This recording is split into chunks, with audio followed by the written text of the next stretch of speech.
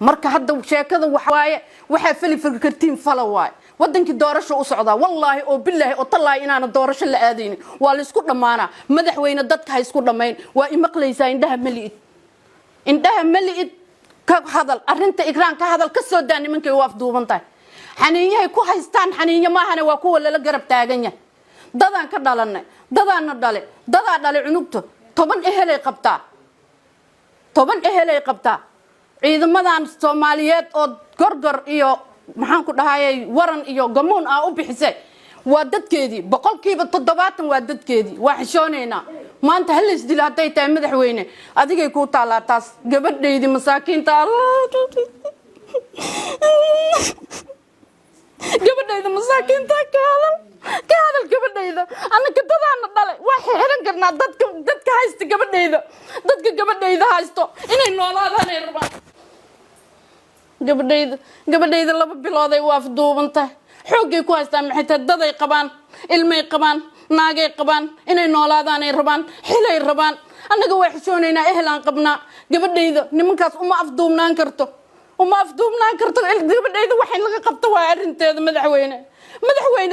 ceebay kugu tahay maanta gabar yar oo masaakiin oo gabdhahaad oo kale inay waaf duubnaato nimankan gabadheeda iga soo dhafaad yaasin intuu wacay oon u tagay oo yiri maama 2 biri naga warsug 2 maalin ilaa hadda igu soo qaadato wuxuu ka hadlaay malaha wuxuu ka sameeyay malaha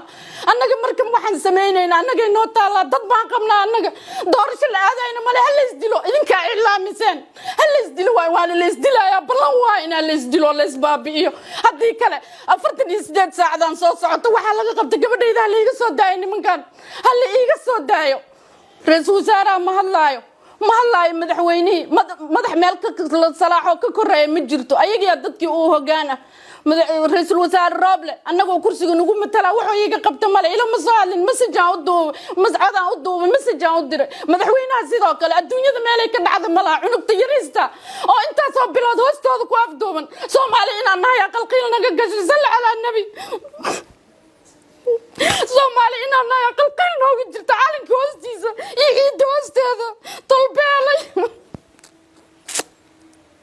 ilka dunyada nagu qabsaday meel uu ka dhacay ma jirto meel uu ka dhacay wallahi hadoo ka soo hadlin anigaas qaaliya buntu qaadanay wallahi wa billahi wa tallahi nimankan raba inay noolaadaan oo xilal ka rabo oo kuraasta rabo gabadheedu waaf duubantahay waay say ku dhacday ninkan runta sheegi beena oo qarsan wallahi wa billahi wa tallahi waxaan oo kala xaniyo taabad waay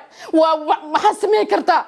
annaga gobolka Hiiraan deganaa kulligood qabiilooyinkooda way joogaan kii baabuurku wato imaado kii socdo kii degan intaba wax waan ka qaban karnaa waa xishooneena